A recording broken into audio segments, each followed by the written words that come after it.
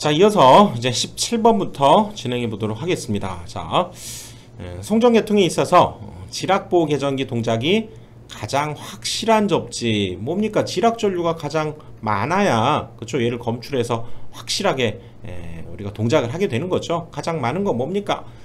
직접 접지가 가장 이 지락 전류가 많이 발생하게 되어서 계전기 동작이 확실하다 그랬었죠. 1번이 답이죠. 18번 송전선로에서 단선 고장 시에 이상전압이 가장 큰 접지 방식은, 자, 단선 고장 시에 이상전압이 가장 크다? 이런 경우였죠. 여기 소호 리액터를 달아서 여기 단선이 발생했을 때 여기 이제 부하가 있으면 부하를 통해서 이렇게 얘가 흐르기 때문에, 오호, 여기 L과 C가 직렬 공진을 통해서 이상전압이 크게 발생한다고 그랬죠. 이건 소호 리액터 접지 방식 4번이 답이 되는 거지.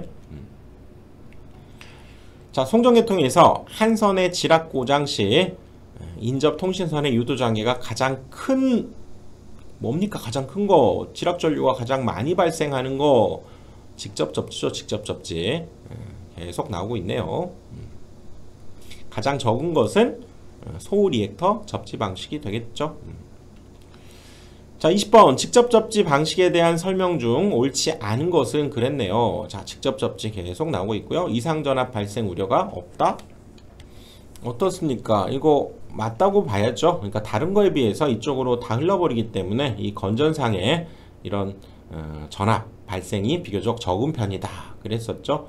계통의 절연 수준이 낮아진다고 그랬죠. 역시 이쪽에 전압 변동이 크지 않기 때문에 경제적이고, 변압기 여기를 단계적으로 절연이 가능하고, 보호계전기 동작이 신속하게 동작하므로 과도 안정도가 좋다? 그러지 않죠. 과도 안정도가 좋은 것은 뭐였습니까? 소호 리액터 접지 방식이었죠. 4번이지. 직접 접지 방식이 초고압 송전에 채용되는 이유 중 가장 적당한 것은, 우리가 초고압일 때는 굉장히 높은 우리가 고압의 전압을 쓰기 때문에요. 이 절연 문제가 굉장히 사실은 큽니다. 그래서 계통에 절연을 낮게 할 수 있다라고 하는 아주 장점이 바로 이 직접 접지 방식에 있죠. 지락 전류가 작습니까? 그러지는 않죠. 그 다음에 전자유도 전압도 당연히 크죠. 그치? 그 다음에 안정도는 오히려 소호 리액터가 더 좋다고 그랬죠. 3번이 가장 중요한 특징이 되는 거죠. 자, 22번 송전계통의 중성점 접지 방식에서 유효 접지라고 하는 것, 유효 접지 나오면 1.3배 이거 기억해야 됩니다. 그래서 상용 전압의 1.3배 이하가 되도록 중성점 임피던스를 조절해 가면서, 억제해 가면서 하는 방식을 우리가 유효 접지, 그쵸? 2번이 답이 되는 거죠. 자, 23번 송전계통의 접지에 대해서 기술하였다. 다음 중 옳은 것은, 소호 리액터 접지 방식은 선로의 정전 용량과 직렬 공진이 아니라 병렬 공진이죠. 병렬 공진을 이용해서 지락 전류가 좀 적게 만든 거죠. 이것도 옳지 않고요.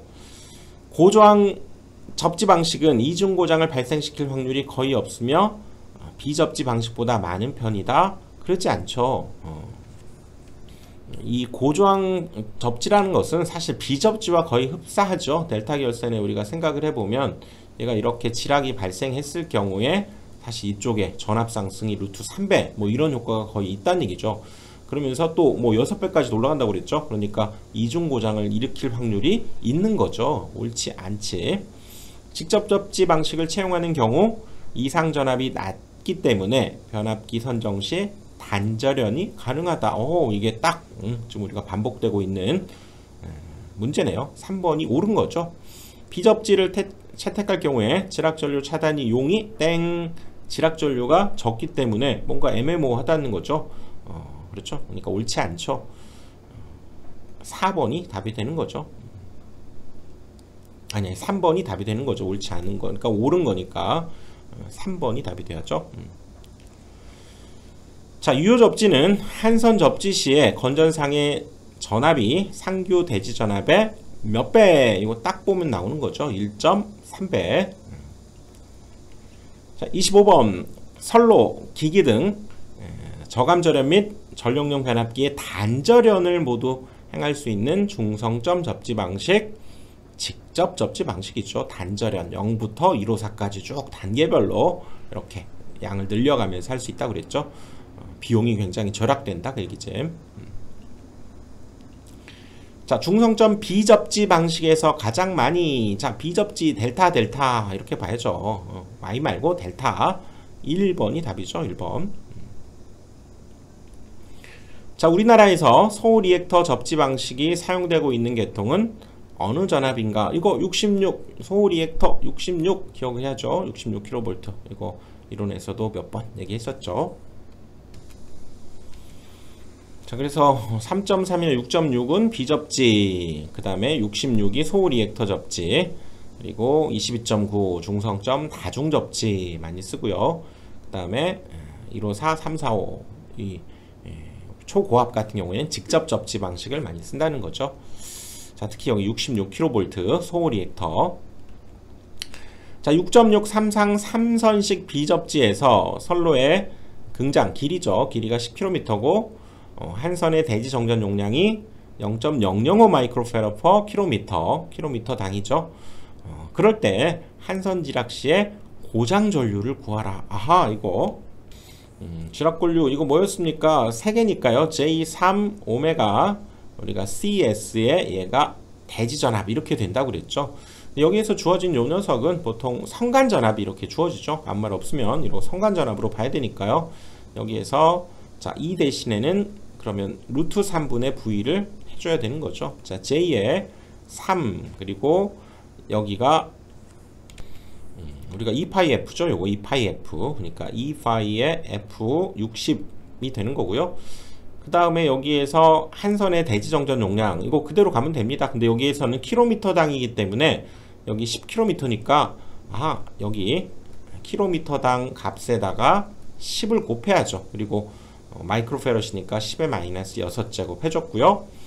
그 다음에 이거 6.6kg 6.6 곱하기 10의 세제곱을 역시 루트 3으로 나눈 값이 되는 거죠. 그래서 이거 J 없어지고 그렇죠? 요 값이 이제 전류 값이 되는 거죠. 이거 계산기도 두드려 보니까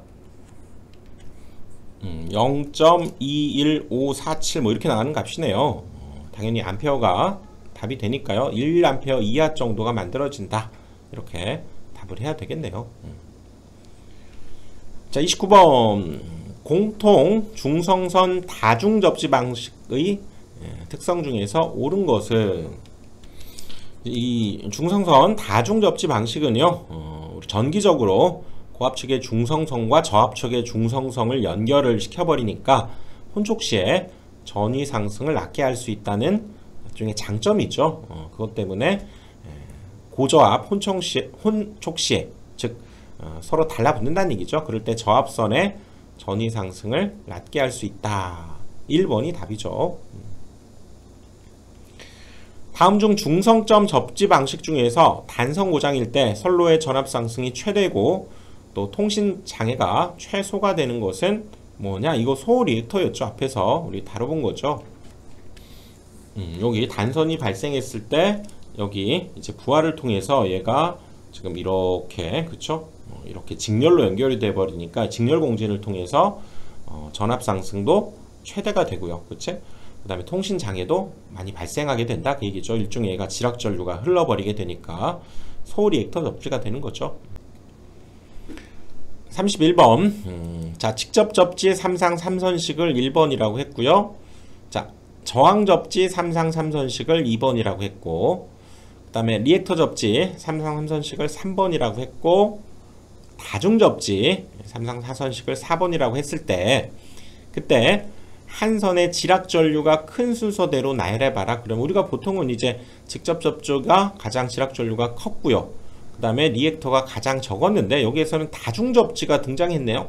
다중 접지 당연히 직접 접지보다 여러 번 이렇게 접지를 하기 때문에 당연히 이 녀석이 더 지락 전류가 많이 흐르게 됩니다. 그래서 직접 접지도 많지만 다중 더 많이 했다는 얘기죠. 그치? 직접을 그러니까 4번이 가장 많고요. 그 다음에 직접 접지 가장 적은 것은 일단 소호 리액터 접지, 그 다음은 저항 접지, 그쵸? 직접에 비해서 저항을 달았기 때문에 직접에 비해서는 조금 덜 흐르게 되는 거죠. 지락 전류가 얘보다는 많고, 얘가 가장 적은 거죠. 리액터 접지, 소호 리액터 접지가 가장 적으니까 답은 1번이 되겠네요. 4123. 32번 소호 리액터 접지 계통에서 리액터의 탭을 완전히 공진 상태에서 약간 벗어나도록 하는 이유가 뭐냐? 자, 약간 10% 정도 더, 그렇죠? 공진 상태보다는 우리 리액터에 흐르는 전류가 좀 많도록 하는 것이, 그렇죠, 특징이라고 그랬죠. 그 이유는 이제 단선이 됐을 때 우리가 직렬 공진에 의해서 오히려 더 이상 전압이 발생해서 문제가 되는 소지를 없애기 위해서 조금은 완전 공진이 아니라, 그렇죠? 완전 공진 상태에서 약간 벗어나도록 리액터 값을 조금 더 올려준다, 그 얘기죠. 그러니까 직렬 공진에 의해서 이상 전압 발생을 방지하기 위해서 완전 공진 상태는 아니고 조금 더 높여준다, 그 얘기죠. 33번 소호 리액터의 인덕턴스 값은 3상 1회선 송전선에서 한 선의 대지 정전 용량을 C0라고 하고요.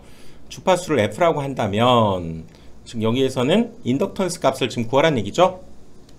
주의해야 될 것이, 자, 리액턴스가 이겁니다. 리액턴스가, 그쵸? 3개의 우리가 정전 용량 값을 계산해야 되니까 3 오메가 C0분의 1 이렇게 됐죠. 근데 여기에서는 인덕턴스를 물었기 때문에 이것이 이쪽으로 나누기로 이렇게 제곱으로 그러면 가게 되겠죠. 그러니까 얘를 선택하면 안 되고요. 여기는 인덕턴스를 물었죠. 그러니까 2번이 답이 되는 겁니다.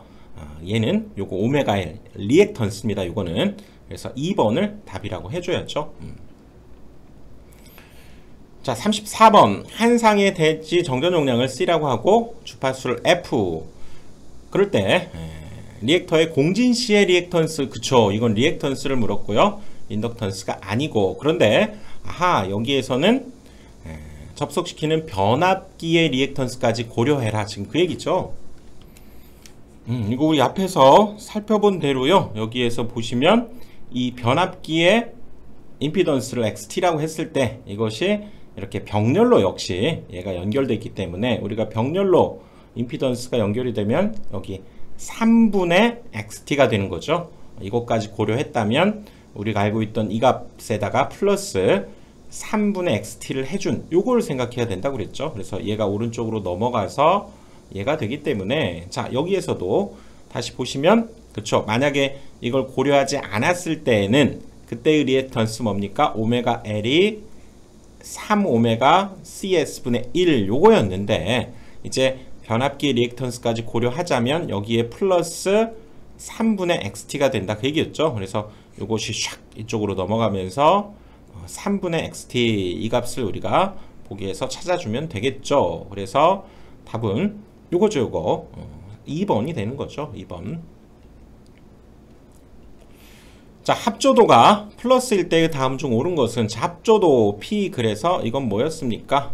IL-IC를 저 IC에 우리가 비교해서 이렇게 해본 거라고 했죠. 그래서 플러스란 얘기는 요 값이 이제 플러스란 얘기고, 이게 0보다 큰 값이기 때문에 IL 값이 더, 그쵸? IC보다 커야 됩니다. 그런데 우리가 전류가 크다는 것은 리액턴스는 오히려 작다는 걸 뜻하죠. 얘가 L에서의 리액턴스, 그리고 C에서의 리액턴스는 요거였잖아요. 요거. 그래서 이것은 오히려 얘가 클 때 그때 전류값은 작게 되기 때문에 이런 관계가 성립해야 됩니다. 그래서 답은 2번이 되는 거죠. 2번. 그렇죠? 그래서 완전 공지 상태일 때는 그 두 개의 값이 같을 때, 그리고 플러스 값을 가질 때는, 그렇죠? 요 값이 더 클 때가 되는 거죠. 클 때. 하지만 이때 여기 리액턴스 값은 얘가 클 때 전류 값은 더 작아지기 때문에, 그렇죠? 방금 설명한 대로 여기에서는 2번이 답이 되는 거죠. 2번. 36번 한 상의 대지 정전 용량 0.4 마이크로페럿, 주파수 60, 3상 송전선 소호 리액터의 리액턴스는 약 얼마가 되겠는가? 여기에서 변압기의 리액턴스는 무시하라. 자, 리액턴스를 구하라고 그랬어요. 뭐 오메가 L이 되는 거죠. 그래서 얘는 3 오메가 뭐 CS분의 1 이렇게 되기 때문에 지금 이 값을 구하는 거니까요. 이대로 우리가 대입을 해주면 되겠네요. 그래서 3 곱하기 오메가 2파이 F죠. 2파이 F가 지금 여기 60Hz 쓰라고 알려줬고요. 그 다음에 여기에서 0.4 마이크로페럿이니까 10의 마이너스 6제곱분의 1 이래주면 되죠. 그러고 보니까 계산하니까 2210 정도가 나오네요. 답이 3번이 되겠네요. 3번. 자, 38번 삼상 3선식 소리액터 접지 방식에서 한 상의 대지 전전 용량을 C 마이크로페럿, 상전압을 E, 주파수 F라고 할 때 역시 소리액터의 용량을 구하라고 그랬죠. 여기서 용량을 구하라고 했기 때문에 자, 한번 살펴봅시다. 다시. 자, 소리액터의 용량은 이제 여기에 흐르는 여기에 대지 전압 E와 여기에 흐르는 전류의 곱이, 그쵸? 전압과 전류의 곱인데 이 전류 역시도 여기에 흐르는 전류라고 하는 것은 이때의 대지 전압을 여기에서의, 그쵸? 우리가 임피던스인 리액턴스로 나눠주면 되는 거죠. 그래서 오메가 L분의 2제곱인데 이 오메가 L이 뭐였습니까? 오메가 L이 우리가 3 오메가 CS분의 1이었기 때문에 뭐 당연히 오메가 L분의 1은 역수치하면 되니까요. 여기서도 3 오메가 CS가 되는 거죠. 그래서 요거 대신에 3 오메가 CS 집어넣고 2제곱 이렇게 해서 소리액터 용량이 나오는 거죠. 이것은 대지전압이고요.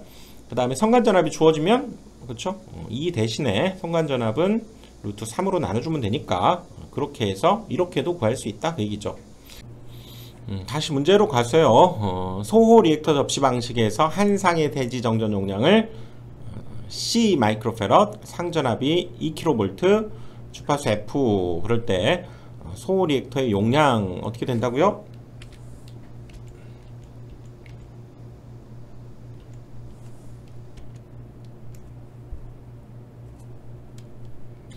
이거는 뭐 식을 이렇게 해석하는 거죠. 소호 리액터의 용량, 그래서 얘는 3 용량, 우리가 Q를 나타내고요. 용량이니까 3 오메가 CS의 여기가 2제곱이었잖아요. 방금 했던 대로. 그래서 여기서 얘기하는 이 부분이 그쵸? 3선의 일괄 대지 충전 용량이라고 해야죠. 그쵸? 답은 2번이 되는 거죠. 40번 154kV 60Hz 선로의 길이가 200km인 평행 2회선이네요. 송전선에 설치한 소호 리액터의 공진 탭의 용량은 몇 메가볼트 암페어인가? 단 한선 대지 정전 용량은 0.0043 마이크로페럿 퍼 킬로미터당 이렇게 주어졌네요. 일단 소호 리액터 우리 용량을 구하라는 얘기죠. 방금 우리가 공부했던 소호 리액터 용량 어떻게 됩니까? 바로 3 오메가 CS 2제곱이 되는 건데요. 이것은 1회선에서 그쵸? 3상 1회선. 근데 여기는 평행 2회선에 설치했다고 했으니까 여기에서는 이 2까지 곱한 값을 계산해야 되겠네요. 그래서 자, 2 곱하기 3 곱하기 오메가가 뭡니까? 2파이 F죠. 2파이 F가 지금 60Hz 주어졌고요. 그 다음에 여기 CS는 그쵸? 킬로미터 당이니까 0.0043 10의 마이너스 6제곱 해줘야죠. 그리고 킬로미터 당이니까 여기엔 또 200을 곱해야 되고요. 됐고요. 그 다음에 여기에서는 얘가 뭡니까? 이건 성간전압입니다. 이렇게 주어진 전압은 다 성간전압으로 봐야 됩니다. 그래서 여긴 대지전압이니까 성간전압인 254kg니까요. 10의 세제곱 한 것을 루트 3으로 나눠야죠. 그리고 이것을 지금 제곱을 해야 되는 거죠. 이것을 계산해 보니까 그리고 여기에서는 메가볼트 암페어 메가를 우리가 구해야 되니까요. 최종적으로는 다시 얼마입니까? 10에 마이너스 6제곱을 해줘야 이게 이제 메가 단위로 계산이 되는 거죠. 자, 이걸 계산을 해보니까 여기 2로 4가 나오네요. 여기에서의 포인트는 그쵸? 요거 1회선, 1회선, 3상 1회선일 때 그쵸? 이것을 해주는데 여기에서는 2회선에다가 설치했기 때문에 곱하기 1을 해야 된다는 게 포인트가 되죠. 3번이 답이 되겠네요. 자, 그래서 중성점 접지 방식, 자, 강의는 이번 강의 여기까지 하고요. 다음 강의에서 또 뵙겠습니다.